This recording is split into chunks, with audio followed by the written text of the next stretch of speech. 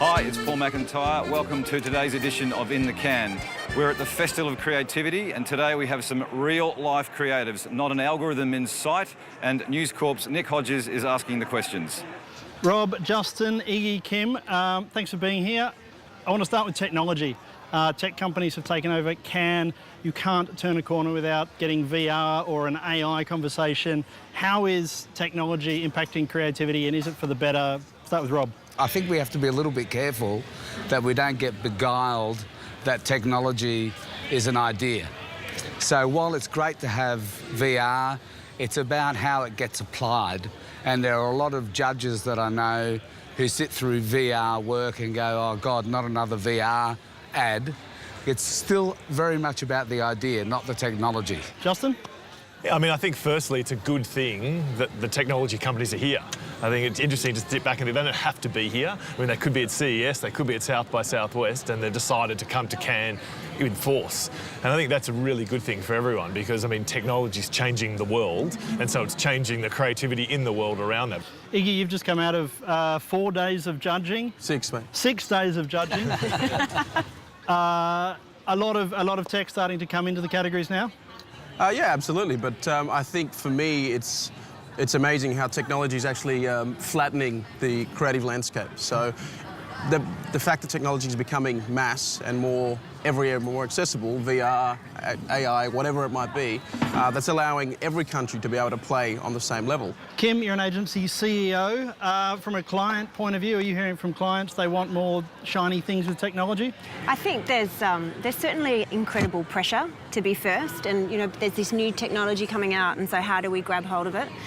But like Rob has said, the danger with that is it can create laziness sometimes in the ideas. So there can be too much focus on the tech and then not enough on the idea. And a bad idea with technology is still a bad idea. Justin, do you think we've lost touch from a creative point of view of making ideas that build business results? Yeah, I think in Australia, there's a short-term syndrome that there's probably a whole bunch of factors behind that. I think there's shorter tenure of CMOs that are moving through and not investing in big brand platforms. And I think probably everyone would agree that brand platforms build businesses over time. A lot of the award shows promote short-term effectiveness as opposed to long-term business-building results. There has been enough research and there's enough data available now that fortunately says if it has done very well award-wise, usually it's done very well results-wise.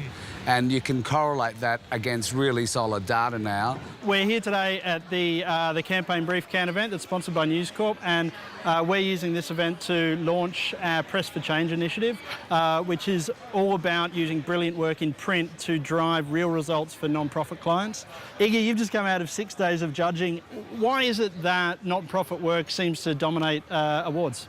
I don't know if it's dominating awards. So look, I think it's definitely, to me, I think it's easier to win in charities because it's easy to do great work. This year, in the promo and activation jury for 2016, we've actually taken quite a different stance. We've gone a bit harder on charities this year, and we've actually made a conscious effort to award the big work by big brands. Out of all the work, there's only one charity piece that's been awarded gold, which might be a change from previous years, but we've made a conscious effort to do that and set the bar for future years. It's an interesting space to be in, and I think I judged on the effectiveness a couple of years ago, and it was how do you judge saving a life versus selling a can of soda? People who work for the not-for-profits, it's not a job for them, so often it's very personal. So they will take bigger risks with you because they're so in it. They really own the idea, whereas sometimes, within large corporates, there are so many layers that it can be just a job.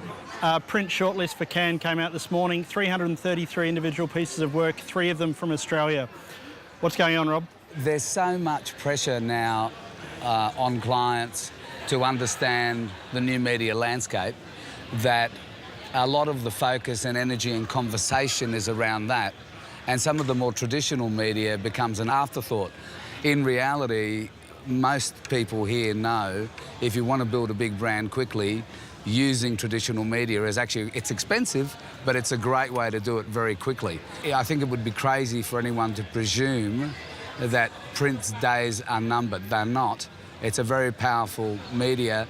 And as we've seen recently, for the people that have seen Mark Ritzen's hour conversation, when you examine the data really closely, the traditional media is still a far superior opportunity than social. Justin? Yeah, I think it's a symptom of print in Australia in particular being seen largely for promotional work as opposed to brand building work. Yeah. So that's not going to get shortlisted at Cannes, promotional work necessarily, I wouldn't imagine. From a creative perspective, I couldn't tell you the last time I received a straight up print brief from a client that comes in and says, this is what we want to do, we want a print campaign to promote this.